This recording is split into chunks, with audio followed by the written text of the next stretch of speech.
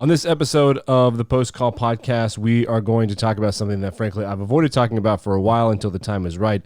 And the time is right. The conversation this week is going to be about gender bias, the experience of women versus men in surgical residency, and how patient behavior can impact the mental health of physicians. So it's a bit of a heavy episode this week, Emmy, but it's a really important one. Yeah, definitely glad to be here. A lot of good studies coming out this week. Yeah, so we'll just jump right into it. Preview what's coming up. Breaking news presented at the 2019 Clinical Congress of the American College of Surgeons in San Francisco. I was there covering that for MDedge, and the paper in the New England Journal of Medicine is about the experience of women in surgical residency and things like harassment and bias. So we're going to get into those numbers. And we're also going to talk about something we discussed a little while back. Hashtag my first name is doctor. It's about who should refer to whom in which contests, and women being introduced as their first name in scientific situations, clinical situations, and peer-to-peer situations. But I wanted to start with something, I wouldn't want to say sad, but looking back at an accomplished life. According to NOLA.com, Dr. Jack Strong passed away on October 19th. He was 91. He is credited as the physician who was the first scientist to establish that smoking can cause heart disease. Proving causation, big deal, hard thing, took a long time. And so condolences to him and his family, and look back on the life of a pioneer. If you want to read more about it, from NOLA.com, which is a legit news source. It stands for New Orleans, Louisiana, for those of you that don't know. You can find a link to that in the podcast notes. But okay, Emmy, so when you look at the rundown for what we're doing this week, what did you think about just the general mood of where things are? Because it's good to every now and then kind of take a step back and look at things like gender bias and inclusion and things like that, not only in medicine, but in the world in general. So what did you think when we started doing this episode? Yeah, and I'm so happy to see this surgery article came out. I think a lot of people probably heard of it. It's just such a comprehensive study that they did, and it just fills a huge knowledge void that everyone had maybe thought they knew, and this kind of says, yes, what you were thinking is true, and it's actually probably worse than you were thinking. Yeah, so absolutely. It validates people, and it really highlights what we need to be focusing on. Yeah, I agree. I will say this. I was at the meeting, and I met up with some residents. I think as a journalist, the best part of these clinical meetings are going out for drinks afterward and running into people and just engaging their reactions. So the one thing I would like to put an asterisk on this research was that I don't know if 100% of the people who participated were made aware. And they also said that they thought it was for in-house, like kind of reviews and not for research. So there was a weird kind of interaction with some, and I will say, like, the people who said this to me were mostly female. Like, I didn't know that's what that was for. A couple people said maybe I would have paid more attention because it's after the in-house service exam, and they're like, they just tie it to a mandatory thing, because how else do you get? They had a 99.3% response rate. Correct. You tie it to something mandatory. 100%. Oh, that's interesting. And they do it at the end. And one person said to me, I just kind of wanted to get through it. So you just did your in-service. Like, I want to go home. Mm-hmm. 1, 2, 3, 4, 5, that one. And wow, if this was for something that was going to be published in the New England Journal of Medicine. But that was the one caveat, and I did want to mention that as a journalist. This is the show that we want to talk about. Now, when you dive into what was found, what was published, the numbers are huge. Half of surgical, this is the title from Medscape, and MDedge has an article. It's in the New England Journal of Medicine. Half of surgical residents report mistreatment tied to burnout, suicidal thoughts. There's also sexual harassment. So why don't you break it down for us and just tell me what jumped out to you? Yeah, well, first of all, a lot of the mistreatment came from patients and their families, which I think a lot of people know, but it's worth saying. Because then a lot of things, particularly the sexual harassment, did come from the workplace. So, there is a part that we can more control of who our faculty is, what their interactions are. And there's also a part that this is what working with this patient population is, and trying to figure out how we can navigate with trainees for that, because we can't eliminate that, but we can certainly prepare them for it. Yeah, and we're going to get into that a little later with research from JAMA Internal Medicine about the way that patient interactions can positively and negatively impact physicians. But as we're looking at surgical trainees, and general surgery it carries the caveat of perhaps being one of the more intense residencies in terms of hours, and it carries a stigma. There are a lot of years that are involved. So that it lends itself, one would think, to maybe being more burnout than other specialties during training. But the burnout numbers were really interesting when you take a look at the fact that these interactions are coming from patients and their families, which is where invigoration usually comes from doing, the positive part of medicine, and now that's a negative. And then you look at the hardships of training and, taking years to finally get your chops in making it up to the operating room. It seems like this is, and like you said, it's something that we knew was probably happening, but now there are numbers to back it up. And it was a really big to do when it was announced at ACS. And other than the caveat that I said earlier, everyone was kind of like, yeah, this is pretty much right on par with what we thought. I thought the sexual harassment stuff was really interesting. What do you think about that? Yeah, high numbers, and again, a lot coming from the workplace, and it kind of ties to, okay, they experience this, but how does it kind of affect us? And Right. The numbers was anyone who reported this having experienced these things at least a few times a month were 3 times as likely to have burnout and 3 times as likely to have suicidal thoughts. Yeah. And what that means to me is that if that's the seed that you're planting moving on to your career, that you're digging yourself a hole that's going to be more and more difficult to get out of as you go through this. A very sobering study from the New England Journal of Medicine, certainly. Yeah. I wonder how the response will continue. How much response was there at the meeting? What did the people on the podium say? Well, it was very much it was congratulatory for getting this down. That was a big part of the mood. The next step would be, and this is something that you find when you cover burnout, and that's what Post Call's about, is everyone is, I don't want to say is fed up, but everyone's kind of done with the research that it's happening. And now the next thing is like, well, what the hell are we going to do? Because no way, any it's calls happening. To action? Correct. There's, and everyone's, we need action. Like, well, yes, but what? So there's a lot of generalized solutions, and I found a lot of keywords that are thrown around over the last 18 months or so. But for the most part, the attitude here was very much like, okay, now it's sort of irrefutable. What are we going to do? It's a really serious problem. And you tied this with other panels I sat in on a lot of conversation about the hours thing. Maybe they need more years of training so that they don't get so burnout. How our program's going to do well, mentorship, he for she kind of stuff, and the relationship between residents. How do you keep it competitive to improve, but not so competitive that you're isolated? So, I mean, I think it's good that now we don't have to get bogged down in improving this anymore. But there was very much an attitude of, we got to do something, and we can't just say that we got to do something. Somebody's got to do something, because nobody has a plan yet. So that's sort of the vibe that I got. Yeah. So we want to go switch gear. I don't want to switch gears. This is no switching gears in this episode, but I wanted to move to a story from MDedge Psychiatry, and this is from JAMA Internal Medicine, a study that showed demeaning patient behavior takes an emotional toll on physicians. So it was focus groups and study groups. This was published, like I said, in JAMA Internal Medicine. And what they found, they found that the way that patients interact with physicians makes the physicians feel bad. And they found this at medical students, trainees, and at attending shifts. What the most interesting thing was that whether or not the interaction with the patient or their family was addressed had a lot to do with their environment. How their mentors were, how the system was. Did they feel that they were going to be supported? Was someone who was also in their shoes, would they have done the same thing? So when physicians were not isolated, they felt more comfortable maybe standing up for themselves or leaning out like, don't say this. And things included, I'm looking at this now, like unwarranted flirtations, maybe kind of demeaning the physician's role in care, things like that. Yeah. And it's funny because you first look at this headline and you're like, yeah. I mean, the study basically said, if you are with patients who express bias or demeaning behavior, it makes you feel bad.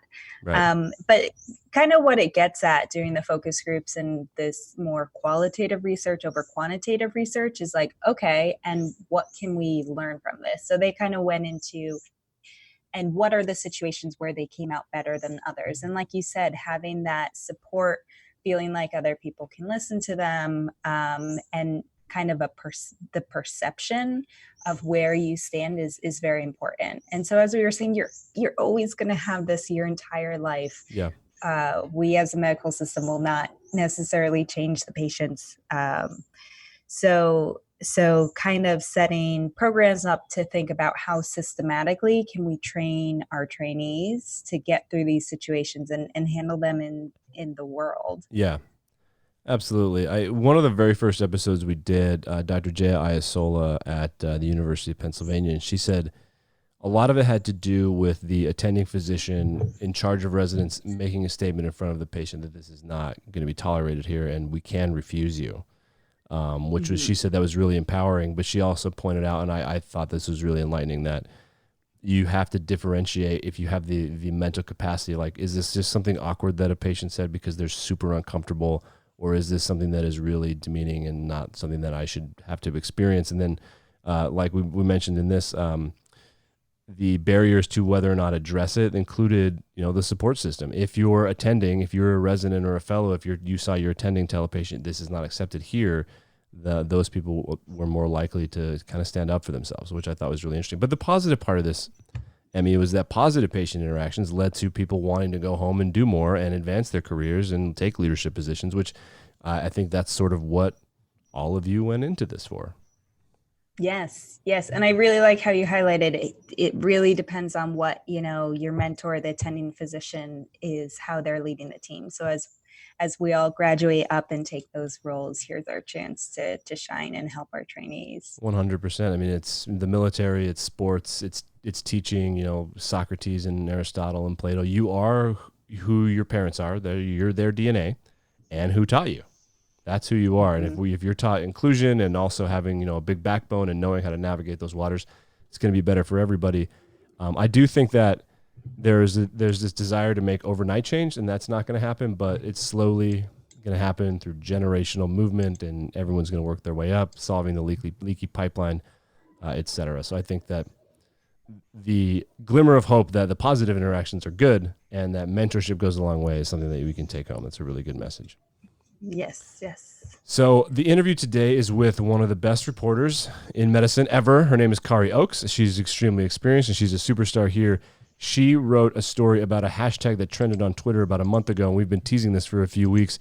The hashtag was "My First Name is Doctor," and it addresses bias and unconscious bias, implicit bias of women in the clinic and women in scientific settings who are addressed by their first names or inappropriately called a clinical title that is not theirs, say mistaking a doctor for a nurse or a nurse for a doctor, depending on your gender.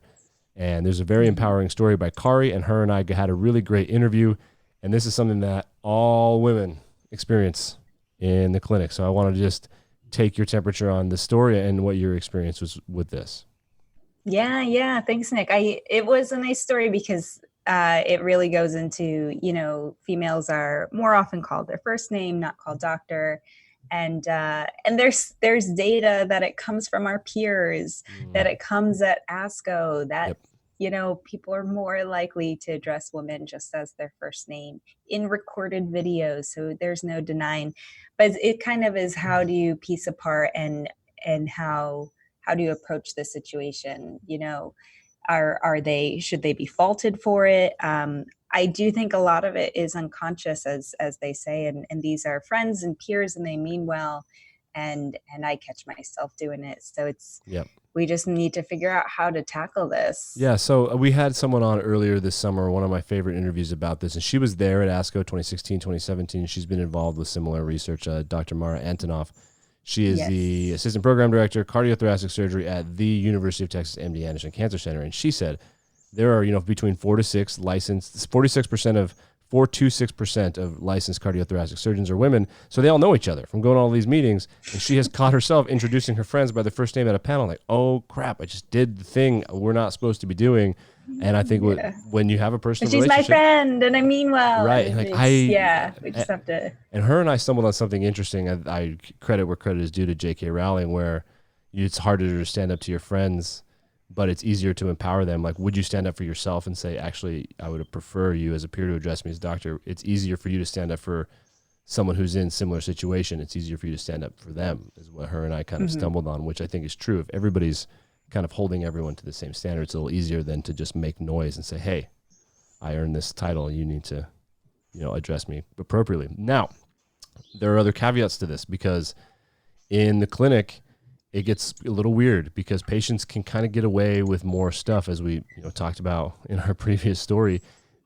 Women physicians being mistaken for nurses is a big part of this. And so how do you set the professional guidelines of, actually, I'm a doctor, I'm the attending physician, I'm the resident who's in charge, and then demanding the appropriate recognition from trainees? Yeah. They highlighted an interaction I think someone posted on Twitter. As you may know, I go by Emmy and yes. Well, we said that on the show. You made me call you Emmy. It took a long time for me to feel comfortable doing that. I know, but I understand where people are in different clinics and in different settings. Having requesting a doctor title, and the thing is that in this Twitter, so it's so obvious that there's so much anxiety to be like, oh my gosh, I'm going to be contradictory. I'm going to approach this patient, but I just want to empower people that patients are learning too, and they don't mean bad, and it's okay to correct them, and they won't feel bad. So she just went ahead, and when he called her Natalie, she said, yes, but I go by Dr. Strand at work. Yeah, and I think that was a really good point. Simple. Yep.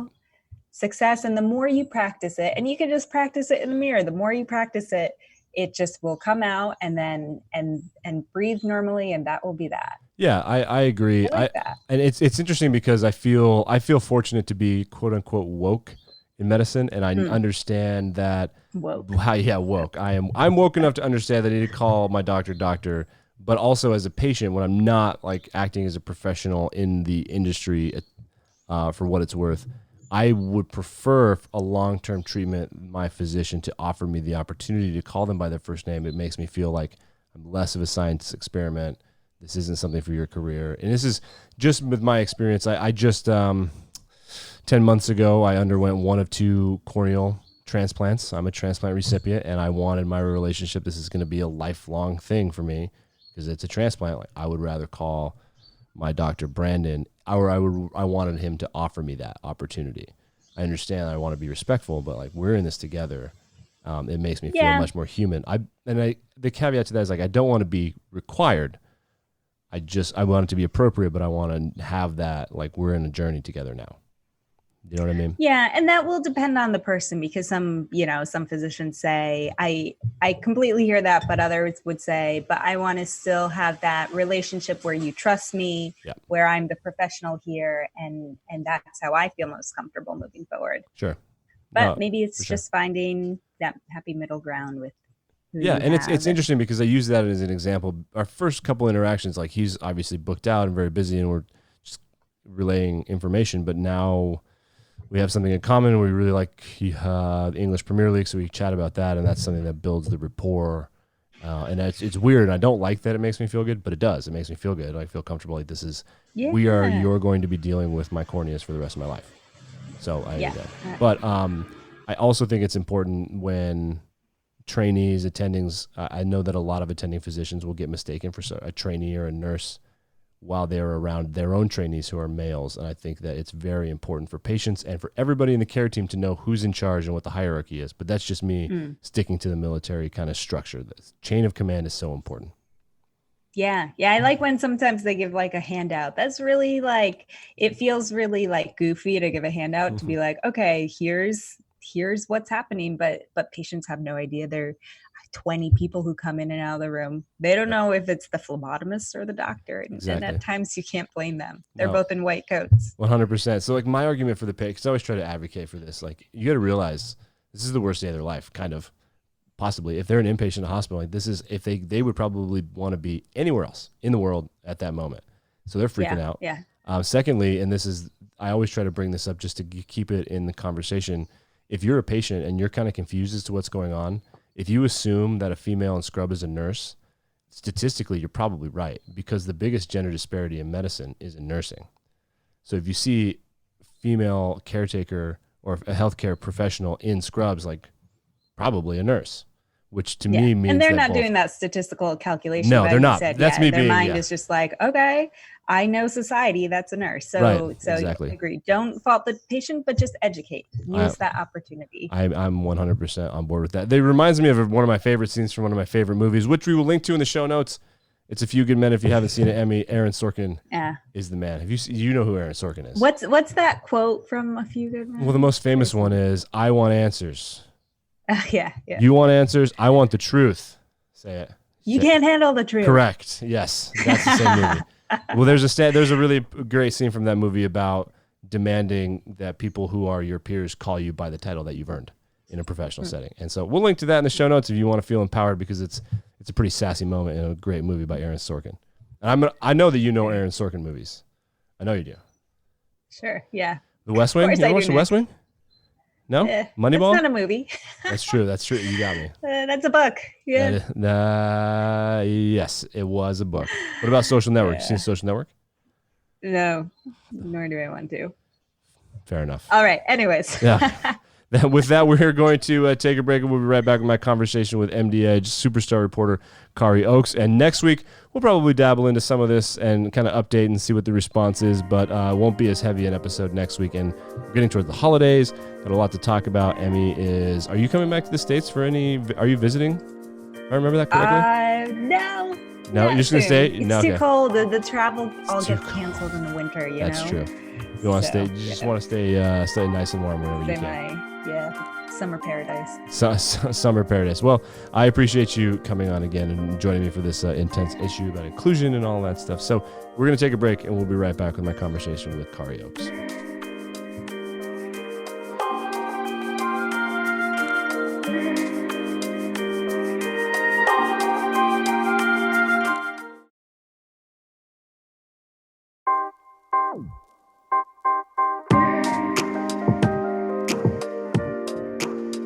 Welcome back to the Post Call Podcast. I am joined by MDedge super reporter Kari Oakes. Is that an official title, Kari? Super reporter. I just gave it to you.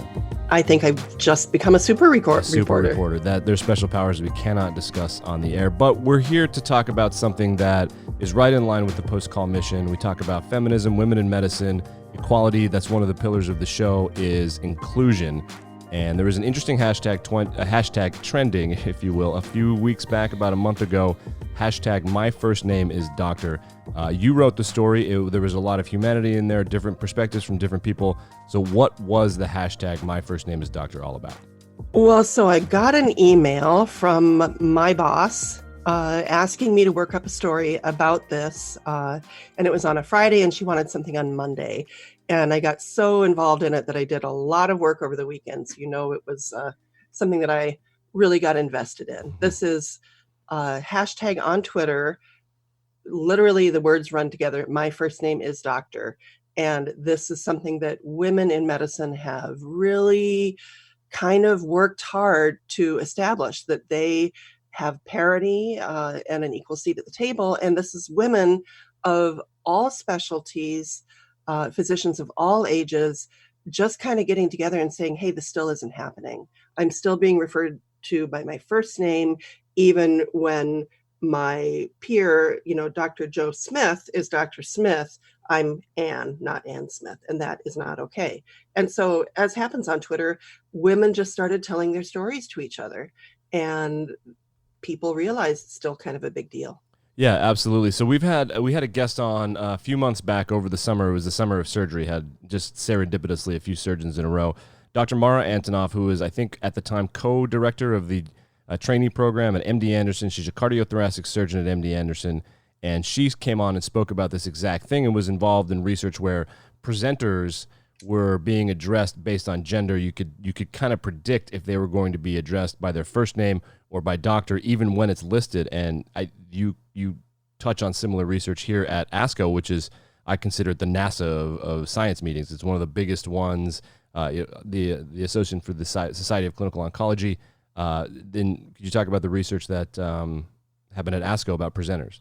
Yeah, so Narju Stuma is an assistant professor of hematology and oncology right here in Madison, Wisconsin, where I live. So I was super happy to feature a Badger on the show. But she was at ASCO a few years ago and realized that there was a panel where there were, I think, 4 people on the panel. 3 of them were men, 1 was a woman. The most senior person was the female. She had the most academic credentials, had the most publications in the field. Everybody else was Dr. So-and-so, and she was Julie. And so then she put up a Twitter poll. She's like, hey, is it just me? And then she got this overwhelming response from female colleagues and some male colleagues too, who had noticed this phenomenon. So she did a really smart thing. She grabbed the transcripts from ASCO because everything is recorded and transcripts are generated. And she got a bank of coders. Half of them were men, half of them were women, with ethnic and race balance. And she had them figure out, if a man is doing the presenting, how likely is he to introduce either a man or a woman by first name or by title? And then if a woman is being presented, how likely is she to be called by her first name, and vice versa? So female presenters and male introducers. And she crunched the numbers. The only variable that mattered was that it was a man introducing a woman, and then the woman was much more likely to be called by her first name. So the interesting thing that I found diving into this was that it wasn't exclusively that way. That was the biggest finding, but there were gaps. And there's an example here in your story about how women are guilty of this, and that's something called unconscious bias. Totally. Unconscious or implicit bias means that we all have grown up kind of in the substrate of the culture we're in, and it filters into how we handle a lot of social situations. And so it may be that women may feel more familiar or comfortable with each other. It may just be that they have an implicit assumption of lower status, or just that woman is going to be okay with a first name. And that's something we all have to check ourselves on. Yeah, absolutely. And I think the other thing that can be difficult for people to navigate is the relationship between knowing a person individually and then knowing them in a professional setting. I know Dr. Antonoff told this story where, because she's a female cardiothoracic surgeon, only 4 to 6% of cardiac and cardiothoracic surgeons in the country are female. They all know each other, she said. So I would introduce them as my friend, but when I have my doctor hat on and we're in public and we're doing it like a professional thing, I need to do a better job of doing that. But another hat that you have to wear as a doctor, obviously, is interactions with patients, and that's where things get a little weird, because patients can be a little, I guess, unruly or sexist, but also, they're patients. They're there because they have an indication. It's a huge problem for them. Like, if you had a diagnosis of cancer, it would be the worst day of your life. So the way that this happens with patients is a little bit trickier. Yeah, totally. And I think, so I interviewed a Mayo Clinic physician who does outpatient pain management. And she, obviously has ongoing relationships with her patients. She does procedures on them. Some of those are uncomfortable. And so she really wants her patients to feel comfortable with her and comfortable with the interaction, but at the same time, she wants professionalism. And so she put out a story on Twitter about really struggling with this and trying to figure out how to talk to her patients about keeping that formality when it seems appropriate, going both directions.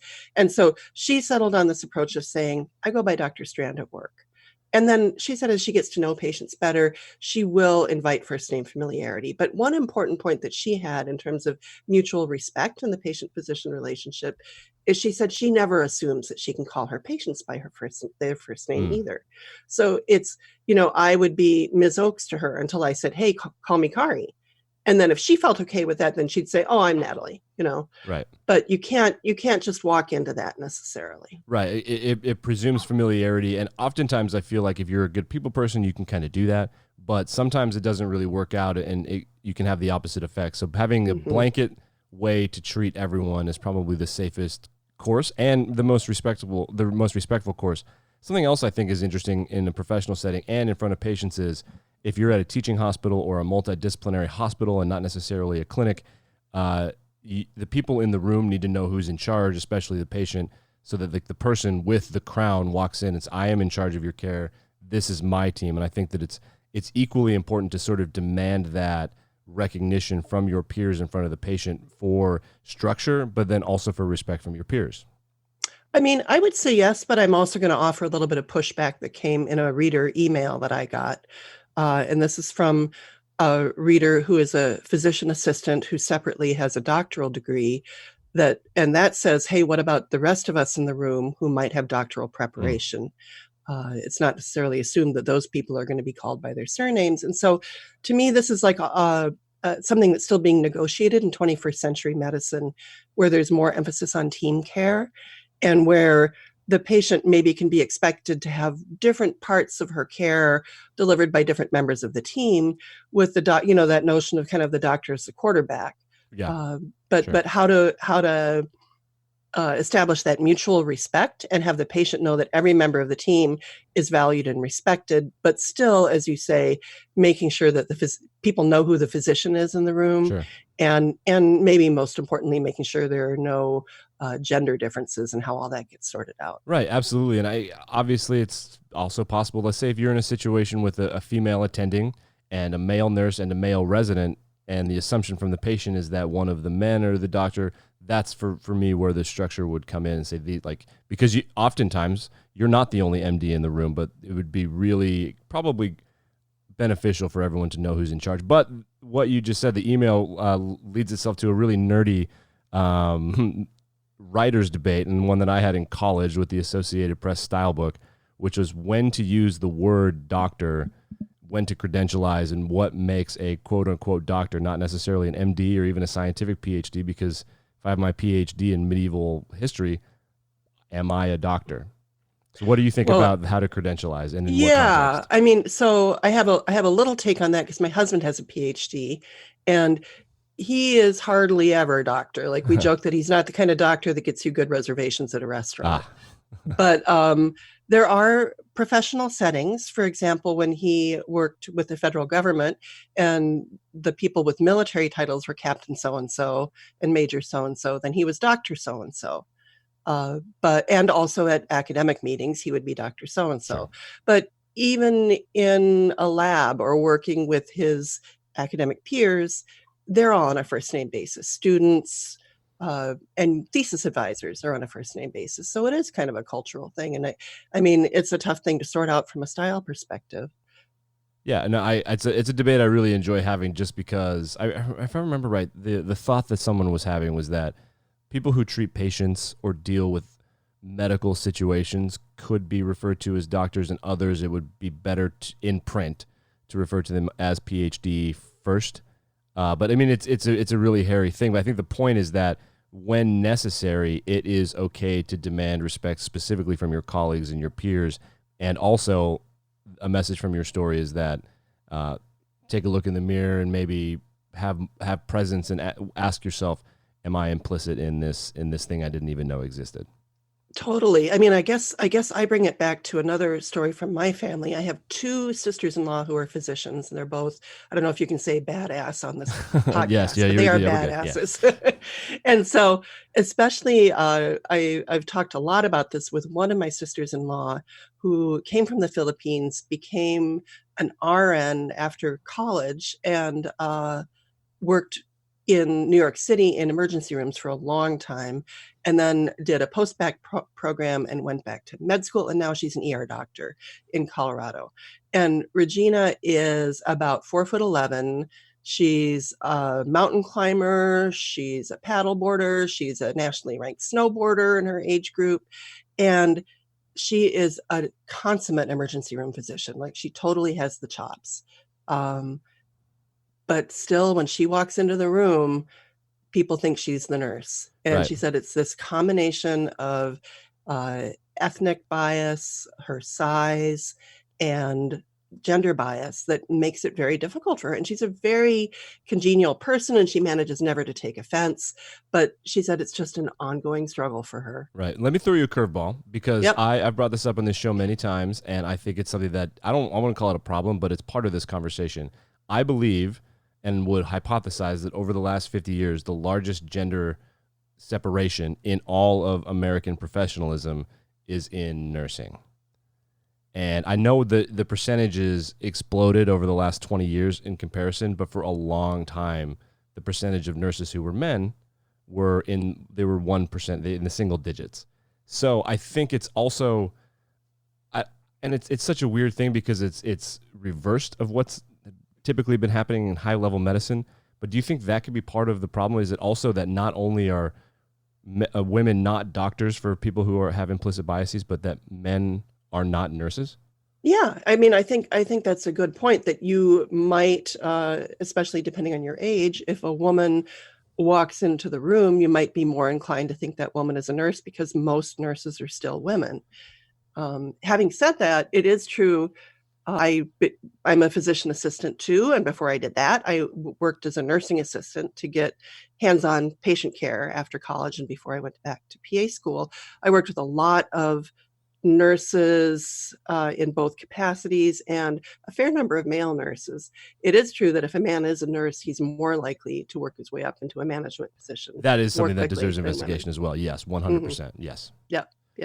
Absolutely. So, Kari, your story is available in the show notes. It's hashtag my first name is doctor, what to know, what you can do about it. And this is going to be an ongoing situation. I'm not sure that what coverage is going to look like in the coming months for this, but I know this is a topic that we touch on at the Post Call podcast about every couple months, just to keep gender biases in the foreground, because it seems like, not to use a mimetic cliche, but time's up, or at least it's in everyone's, it's in all the conversations that we have about bias in medicine. I think it's a pretty exciting movement at this time. I totally agree. It's not going away. And I think the discussion that's being had is finally out in the open. And women are in a position to gather data. There are men who are helping them.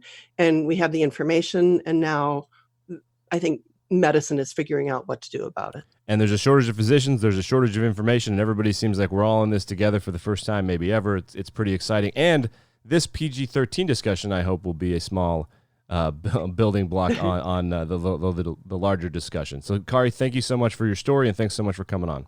Hey, thanks a lot, Nick. This was great.